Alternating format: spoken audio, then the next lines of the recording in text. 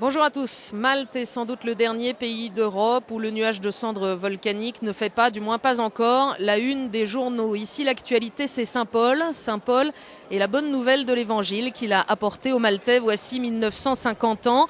C'est l'actualité de l'Évangile sur laquelle Benoît XVI a voulu insister dans son homélie lors de la messe célébrée ce matin sur la place des Greniers à La Valette, dans une atmosphère fervente, chaleureuse, familiale, et ce, malgré une météo capricieuse. Le pape a voulu mettre en garde les habitants de ce pays très catholique contre les dangers de la culture dominante. Tout ce que le monde d'aujourd'hui propose n'est pas digne d'être accepté par le peuple de Malte.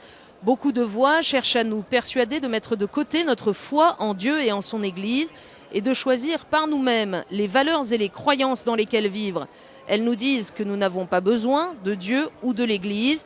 Et le pape explique, si nous sommes tentés de les croire, nous devrions nous rappeler ce qui est arrivé dans l'évangile de ce jour, tandis que les disciples, qui étaient tous des pêcheurs expérimentés, avaient peiné toute la nuit sans prendre un seul poisson. Benoît XVI qui ajoute, dans tous les domaines de notre existence, nous avons besoin de Dieu.